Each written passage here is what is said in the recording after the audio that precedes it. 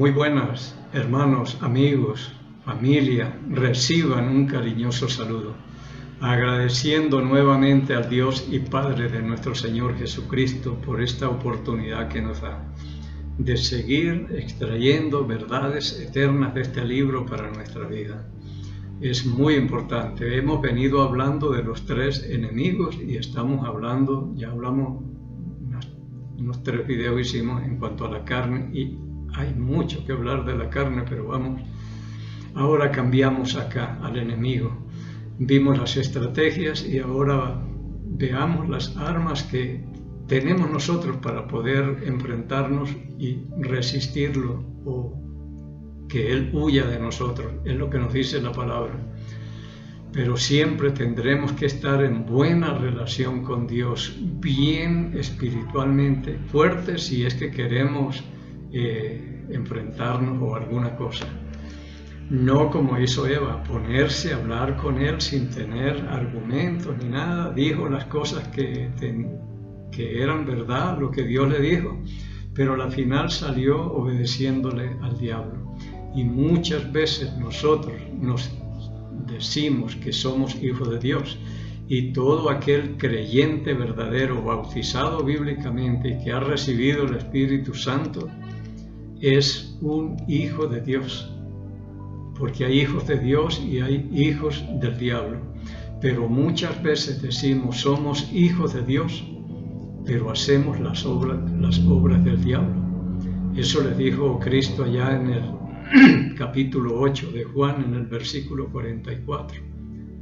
Vosotros, a los judíos que habían creído, vosotros sois hijos de vuestro padre, el diablo, y los deseos de vuestro padre queréis hacer. ¿Qué es lo que quiere hacer el padre de ellos, el diablo?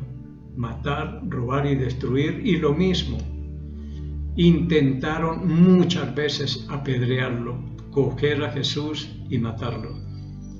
Pero se creían hijos de Dios, pero hacen la obra del diablo, igual que los demonios. En Santiago capítulo 2, versículo 19. ¿Tú crees que Dios es uno? Bien haces. Los demonios también creen y tiemblan. Y huyen despavoridos, dicen en algunas versiones, pero hacen la voluntad del diablo. Cuando Jesús iba a expulsar a un demonio, le decían, ¿por qué has venido a atormentarnos antes de tiempo? Era un tormento escuchar a Jesús. Y muchos somos o son así. No quieren escuchar la palabra de Dios, porque hay hijos de Dios, hijos del diablo. De pronto, en una de estas, armamos una serie de eso. Pero bien, ahora vamos a hablar en cuanto a cómo defendernos de los ataques del maligno. Pero oremos. Padre, nuevamente estamos delante de usted, con gratitud siempre, y esperando siempre que esto pueda producir los frutos que usted quiere en cada persona, Señor, que hayan decisiones, que alguien se diga, yo me estoy jugando una eternidad y aquí estoy bien tranquilo, cruzado de brazos, sin hacer nada, solo confiado en lo que me dicen, haciendo lo que me dicen y hablando lo que oigo sin saber si eso es verdad o eso es mentira. Así que ayúdenos, Padre, a tomar en serio lo que dice la palabra y pensar que hay una eternidad esperándonos. Y solo hay 2 sitios para donde iremos. Uno es a la presencia de Dios, como dice en 2 Corintios 5. Ausentes del cuerpo, presentes al Señor. Y otra, a un lugar de tormento llamado el lago de fuego y azufre. No hay otro lugar intermedio, solo eso, y no podemos cometer errores ni equivocarnos. Así que ayúdenos a todos a tomar la mejor decisión mientras hay esperanza, mientras estamos entre los vivos, porque después de muertos no hay nada que hacer, ni misas, ni nada que hacer. Ya todo terminó, el libro se cerró y quedó pendiente el juicio nada más, como dice en Hebreos capítulo 9, versículo 27, y de la manera que está establecida para los hombres y para mujeres y para niños, jóvenes, adultos, ancianos, para todos, que mueran una sola vez y luego pasen al juicio. Y si ese juicio no lo arreglamos aquí, Jesús dejó arreglado ese juicio, ya dejó todo organizado. Pero si lo rechazamos, si no hacemos lo que Él dice, tendremos que pasar a ese juicio y responder nosotros mismos, sin abogado y sin juez. Padre, ayúdeles, despierte ese espíritu y quite usted esas vendas que el maligno ha puesto, como dice en 2 Corintios capítulo 4, versículo 4. El Dios de este siglo cegó el entendimiento de los incrédulos para que no les resplandezca la luz del Evangelio de Cristo, el cual es la imagen de Dios. Es como que ha colocado una venda para que no puedan ver ni entender, y que usted es el único, Señor, que puede soltar esa venda, como nos la ha quitado a muchos de nosotros y ahora podemos ver. Padre, muchas gracias, y pidiendo como siempre que el Espíritu Santo que usted ha hecho morar en cada creyente verdadero, Él sea el Maestro que me enseñe, me recuerde y me guíe toda la verdad, pidiéndole y agradeciéndole estos favores por el nombre y los méritos de Cristo, el Señor. Vamos a abrir nuestras Biblias en Lucas capítulo 3. Lucas capítulo 3. Vamos a leer el versículo 21 y 22. Dice: aconteció que cuando todo el pueblo se bautizaba, también Jesús fue bautizado, y orando el cielo se abrió, y descendió el Espíritu Santo sobre él en forma corporal, como paloma, y una voz del cielo que decía: tú eres mi Hijo amado, en ti tengo complacencia. Estamos hablando del bautismo de Jesús. Pero sucedió algo muy importante, dos cosas. Por primera vez, el Espíritu Santo viene y se escucha la voz del Padre reconociéndolo como el Hijo de Dios, en el cual tengo complacencia. Esto es importante. Ahora, el 23 dice: Jesús mismo, al comenzar su ministerio, era como de 30 años, hijo según se creía de José, hijo de Eli. De 30 años, cuando comenzó su ministerio, pero antes de iniciar su ministerio, lo primero que hizo fue bautizarse, recibir el Espíritu Santo, el reconocimiento del Padre: este es mi Hijo amado, cuando Él salió del agua. Y comienza su ministerio, porque sin el Espíritu Santo no somos ni hacemos nada. Por algo en el libro de los Hechos Él le dijo, terminando este mismo libro de Lucas, le dijo: no, pero no se vayan de Jerusalén hasta que no sean investidos del poder de lo alto. Y en el capítulo 1 de Hechos, en el versículo 8, y recibiréis poder cuando haya venido sobre vosotros el Espíritu Santo, y me seréis testigo en Jerusalén, en toda Judea, en Samaria y hasta lo último de la tierra. Pero no se vayan de Jerusalén hasta que no reciban el Espíritu Santo. Él mismo no comenzó su ministerio hasta que no recibió el Espíritu Santo.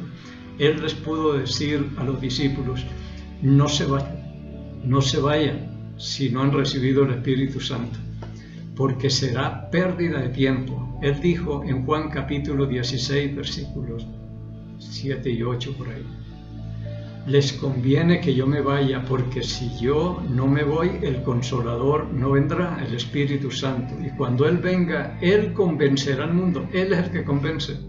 Nosotros no convencemos a nadie. Así que por algo les dijo: no se vayan hasta que no reciban el Espíritu Santo. Dentro de no muchos días, le dijo. Y aquí dice en el versículo 4 de Lucas capítulo 4, Jesús, lleno del Espíritu Santo, volvió del Jordán y fue llevado por el Espíritu al desierto. Pero lleno ya del Espíritu Santo. Es así que se puede uno enfrentar al enemigo, al diablo, y conociendo las Escrituras es clave para uno poder resistirle a Satanás. Dice el versículo 2 del capítulo 4 de Lucas: y fue llevado al desierto por 40 días y era tentado por el diablo y no comió nada en aquellos días. pasados los cuales tuvo hambre. Entonces el diablo le dijo: si eres hijo de Dios, di a esta piedra que se convierta en pan. Mire cuando ataca el enemigo, es cuando estamos débiles. Cuando tenía 40 días de ayuno, apareció el tentador. Y si eres hijo de Dios, di que estas piedras se conviertan en pan, demuéstrame. Y la intención aquí, creo, de Satanás era hacerle usar poderes divinos. Y ahí se dañaría todo, porque él era tentado como humano, como hombre. Fue tentado en todo conforme a nuestra semejanza, pero sin pecado, dice en Hebreos 5 por ahí. Bien, la respuesta de Jesús en el versículo 4. Jesús respondiendo le dijo: escrito está. Él sabía lo que decían las Escrituras para poder repeler los ataques de Satanás. No solo de pan vivirá el hombre, sino de toda palabra de Dios. En Deuteronomio capítulo 8, versículo 3, está ese versículo. Pero él sabía las Escrituras, escrito está. No solo de pan vivirá el hombre, sino de toda palabra de Dios.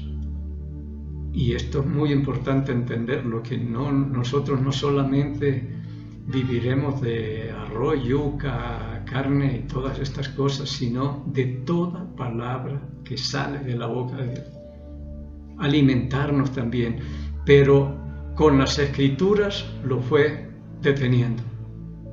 Y le llevó el diablo a un alto monte y le mostró en un momento todos los reinos de la tierra y le dijo al diablo: a ti te daré toda esta potestad y la gloria de ellos, porque a mí me ha sido dado, me ha sido entregada, y a quien quiero la doy.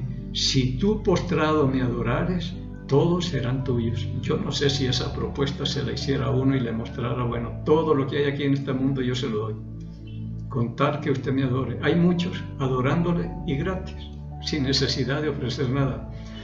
Porque el que no es conmigo, dijo Cristo, contra mí es, y el que conmigo no recoge desparrama. Así que él le propuso: si tú me adorares, yo te entregaré todos estos reinos. Versículo 8. Respondiendo Jesús le dijo: vete de mí, Satanás, porque escrito está. ¿Y cuántos le podrán decir así? Porque él utiliza mucha gente y va a decir: esto es lo que tienen que hacer o algo, y que uno le dicen una cosa y uno dice: no, eso no es lo que dice la palabra de Dios. A mí, por ejemplo, yo he escuchado: si usted se arrepiente de todo corazón y hace esta sencilla oración, usted se va al cielo. No tiene necesidad de bautizarse ni nada. Yo le garantizo por la autoridad de la palabra de Dios que usted va al cielo. Si a mí llega Satanás y me dice eso, le digo: no, Señor, usted está muy equivocado, porque lo que Cristo dijo fue: el que creyere y fuere bautizado será salvo, mas el que no creyere será condenado. Entonces es muy importante saber lo que le dice la Escritura para decir uno: escrito está. Y quien lo dijo fue aquel que murió y resucitó por mí para poderme justificar por medio de la fe. En el capítulo 12, del Evangelio de Juan, el versículo 48, él dijo: las palabras que yo les hablé, ellas les juzgarán en el día postrero. Entonces a mí me interesa es lo que dijo Jesús, no lo que diga el hombre. Que esto, que si recibe, que si acepta, que hace esta oración, usted ya se va al cielo. Bautizarse no es necesario y todo, digo, olvídese. Aquí estamos. Aquí está la palabra de Dios y la palabra del diablo. Eso viene desde Génesis, cuando dijo Dios: el día que coman de este fruto morirán. Y el diablo dijo: no morirán. Y eso viene hasta hoy. Dios dice una cosa y el hombre está hablando otras cosas. No, no es necesario. Jesús se bautizó, pero ahora dicen, eso no es necesario. A mí me enseñaron que era de las dos ordenanzas que dejó Cristo son la cena y el bautismo, pero ahora el bautismo ya no es un mandamiento. No es una ordenanza del Señor, sino una opción. Si quiere, se bautiza, si no, igual, porque esto no le ayuda para nada. Entonces, si a mí alguien me dice así, dice, no, lo que dice la Escritura es esto, pero lo que dice Satanás es otra cosa. Así que escrito está. Es muy bien tener unos versículos memorizados y decirle, aquí dice la palabra es esto. Escrito está, al Señor tu Dios adorarás y a Él solo servirás. Deuteronomio capítulo 6, versículo 13. El Señor está citando la palabra de Dios. Y le llevó a Jerusalén y lo puso sobre el pináculo del templo y le dijo, si eres hijo de Dios, échate de aquí abajo. Porque escrito está, él también dice, escrito está, por eso necesitamos saber qué dice la Escritura, porque él también lo sabe. Porque escrito está, a sus ángeles mandará acerca de ti que te guarden, y en las manos te sostendrán para que no tropiece tu pie en piedra. Deuteronomio 6, 18, por ahí anda. Pero yo le completo aquí el versículo porque no lo dice completo ni nada, pero él también dice, escrito está. Versículo 12, respondiendo Jesús le dijo, dicho está, no tentarás al Señor tu Dios. Y cuando el diablo hubo acabado toda tentación, se apartó de él por un tiempo. Pero ¿cómo y por un tiempo? No es que ahora sí hasta luego y no nos vemos más. Él sigue utilizando gente. Aquí con 3, escrito está, lo echó para atrás. Si nosotros conocemos la palabra no tendremos problema, porque aquí dice en 1 de Pedro capítulo 5, versículos 8 y 9, dice, sed sobrios y velad porque vuestro adversario, el diablo, como león rugiente, anda alrededor buscando a quien devorar, al cual resistid firmes en la fe. Esto es una forma de resistirlo, de detenerlo en la fe. Cuando él le diga un versículo que esto dice la Biblia, que esto no está malo ni nada, yo le digo, escrito está, porque yo le creo a aquel que dijo ser la verdad y no al padre de la mentira y a sus secuaces que también andan diciendo mentiras, al cual resistid firmes en la fe, sabiendo que los mismos padecimientos se van cumpliendo en vuestros hermanos por todo el mundo. Esto que estamos sufriendo, alguna cosa, les decía Pedro, en todo el mundo están pasando por las mismas cosas. El maligno, el león rugiente los quiere atacar, pero ellos se están defendiendo con su fe. ¿Y cuál es la fe? La que ha vencido al mundo, nuestra fe. Pero más fuerte es el que está en nosotros que el que está en el mundo, dice Juan en 1 de Juan también. Todas estas cosas, entonces, estar firmes en la fe, combatiendo y luchando ardientemente por la fe, es lo que nos recomienda Judas también, y el apóstol Pablo, creo, al final de 1 Corintios dice, portaos varonilmente y defendamos nuestra fe. Párense como hombres y defiendan su fe. Y cualquiera que el maligno utilice para hacernos desfiar de la fe o debilitar nuestra fe, nosotros debemos tener versículos también. Por ejemplo, si a mí me dicen eso, yo digo, la fe, yo tengo que cuidarla mucho, porque dice 1 de Pedro capítulo 1 versículo 7, para que sometida a prueba vuestra fe, mucho más preciosa que el oro, el cual, aunque perecedero, se prueba con fuego, sea hallada en alabanza y gloria, honra, y cuando sea manifestado Jesucristo. La fe más preciosa que el oro, yo tengo que defenderla, es un tesoro. Versículo 9, 1 de Pedro, capítulo 1. Obteniendo el fin de vuestra fe, que es la salvación de vuestras almas. Nos estamos jugando una eternidad. Así que necesitamos conocer bien qué es lo que dice la Escritura y no ponernos a hablar lo que oímos y hacer lo que nos dicen. Bien, siguiendo un poquito por acá en 2 Corintios, el capítulo 4, versículos 3 y 4 dice: pero si nuestro evangelio está aún encubierto, entre los que se pierden está encubierto. ¿Y por qué? Dice el versículo 4, en los cuales el Dios de este siglo, hablando del maligno, cegó el entendimiento de los incrédulos para que no les resplandezca la luz del evangelio de la gloria de Cristo, el cual es la imagen de Dios. Cegó el entendimiento de los incrédulos. Esto es como a un ciego o a uno que le pongan una venda y comiencen a guiarlo. Y pregunta uno, ¿vamos bien? Sí, va muy bien, va muy bien. Y cuando le quitan la venda ya está al borde del abismo cuando ya no hay nada que hacer. Esto ha hecho el maligno, cegó el entendimiento de los incrédulos. A veces pienso en lo que dice acá en el mismo capítulo 3, el versículo 15, 16 y 17, y aún hasta el día de hoy, cuando se lee a Moisés, el velo está puesto sobre el corazón de ellos. Pero cuando se conviertan al Señor, el velo se quitará, porque el Señor es el Espíritu, y donde está el Espíritu del Señor, ahí hay libertad. Y cuando un incrédulo se convierte a Cristo, la venda será quitada y podremos ver nuevamente. Entonces son de las cosas que el maligno ha hecho y estorba la obra también.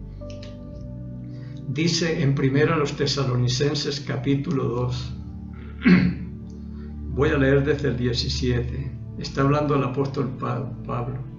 Pero nosotros, hermanos, separados de vosotros por un poco de tiempo, de vista, pero no de corazón, tanto más procuramos con mucho deseo ver vuestro rostro. El deseo de Pablo era verse con sus hermanos allá en Tesalónica. Pero él va a decir, lo he intentado varias veces, pero he sido estorbado. Versículo 18, por lo cual quisimos ir a vosotros, yo Pablo ciertamente una y otra vez, pero Satanás nos estorba. Él estorba la obra del Señor. En el libro de Daniel venía un ángel a fortalecerlo, a ayudarlo, y se le opuso otro demonio y lo detuvo 23 días. Todo esto está haciendo el diablo y sus ángeles, como dice en Mateo 24. Entonces muchas veces quiso ir, pero fue estorbado por Satanás. ¿Y cuántas veces nos pasará a nosotros esto? Que queremos hacer algo bueno y en ese momento, no, tengo pereza, ¿para qué ir allá? Es pérdida de tiempo. Tengamos cuidado, porque muchas veces yo me he ido en contra de mi voluntad porque entiendo y estoy consciente de las acechanzas del diablo. Y voy, y era algo extraordinario lo que Dios tenía ya, pero alguien se opone para que no hagamos lo que queremos Él. Él los estorbó. Y el 19 dice, porque ¿cuál es nuestra esperanza y gozo o corona de que me gloríe? ¿No lo sois vosotros delante de nuestro Señor Jesucristo en su venida? Vosotros sois nuestra gloria y gozo. Y esto era lo que Pablo le decía allá en los tesalonicenses, que ellos son como luminares en el mundo, agarrados de la palabra de vida, de la palabra de Dios, asido de la palabra de vida, para que cuando Cristo se manifieste, Él pueda gloriarse y no haber corrido en vano, porque si hacemos cosas que no están en la palabra de Dios, todo es en vano. Y esta era la preocupación del apóstol, que seamos estorbados y sigamos haciendo cosas que no están en la palabra de Dios y sigamos ayudándole al enemigo. Todas estas son cosas que hace el enemigo nuestro, Satanás. En el capítulo 4 de Santiago, capítulo 4, Voy a leerle desde el 5, dice, ¿o pensáis que el Espíritu dice en vano? ¿O pensáis que la Escritura dice en vano? El Espíritu que Él ha hecho morar en vosotros nos anhela celosamente. Pero Él da mayor gracia. Por esto dice, Dios resiste al soberbio y da gracia a los humildes. Someteos pues a Dios y resistid al diablo, y huirá de vosotros.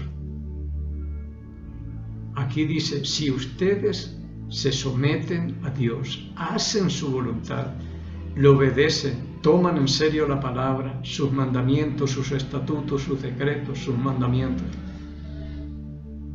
el diablo no tendrá nada que hacer. Él huirá de vosotros si nosotros nos sometemos completamente a la voluntad de Dios, pero si no, vamos a tener problemas. Pero esta es otra forma, sometiéndonos completamente a la voluntad de Dios, como se sometió Cristo el Señor. Bien, entonces dice, sométanse y resistan al diablo. Someteos pues a Dios, resistid al diablo y huirá de vosotros.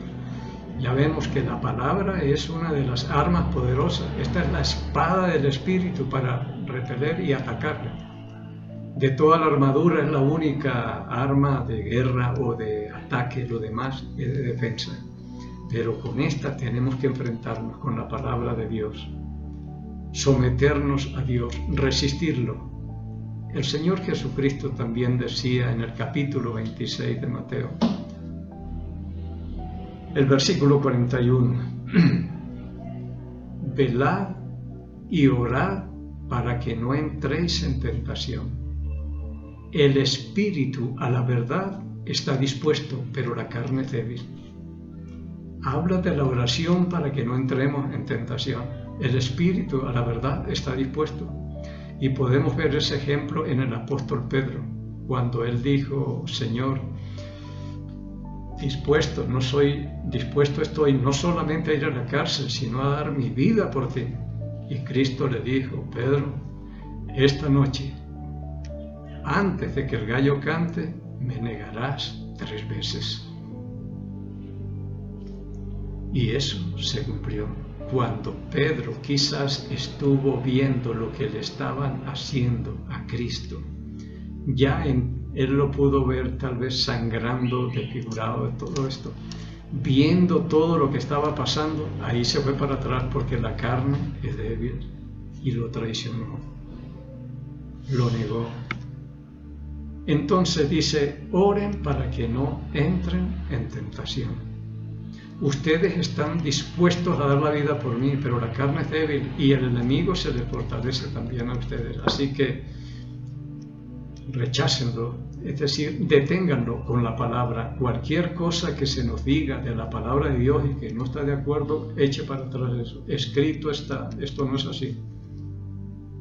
He ahí la importancia de conocer algo de las Sagradas Escrituras para que nosotros no andemos desarmados o nos pase como aquí en el barrio colocaron una alarma comunitaria y cuando suena, los que estamos afiliados a eso, tenemos que salir a ver qué pasa y todo esto y ayudarnos unos a otros, protegernos unos a otros.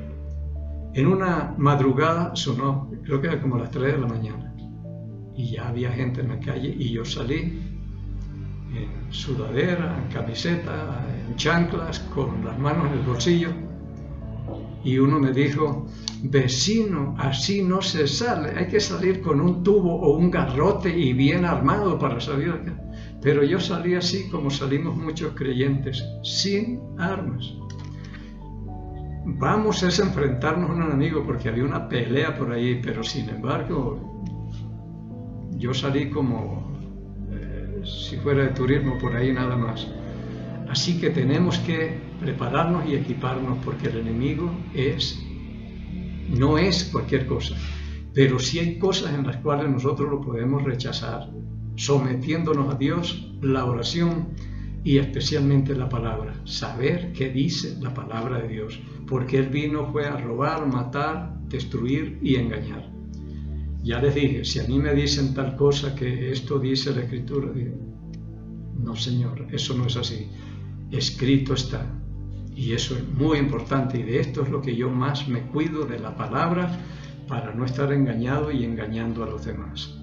Bueno, después veremos alguna otra cosa, lo que Dios ponga en mi corazón, me dé su palabra, y seguiremos, ojalá, aprendiendo y obedeciendo para tener la victoria sobre la tentación y el pecado que nos acecha. Nos despedimos bendiciendo al pueblo de Israel. Jehová habló a Moisés diciendo: habla a Aarón y a sus hijos y diles: así bendeciréis a los hijos de Israel, diciéndoles: Jehová te bendiga y te guarde. Jehová haga resplandecer su rostro sobre ti y tenga de ti misericordia. Jehová alce sobre ti su rostro y ponga en ti paz. Y pondrán mi nombre sobre los hijos de Israel, y yo los bendeciré en el nombre del Señor. En el Salmo 122, versículo 6 dice: pedid por la paz de Jerusalén, y sean prosperados los que te aman. Amamos a Jerusalén y pedimos por la paz de Jerusalén. Pedimos por aquellos países donde alguno de nuestros familiares se encuentre, en mi caso Colombia. Pedimos por el Ecuador, donde Dios me tiene, y por nuestro presidente Guillermo Lasso, por sabiduría y prudencia que pidió para gobernar, y bendecimos a la nación de Israel en el nombre de Jesús Nazareno, el Rey de los judíos, y el pueblo del Señor dijo: amén.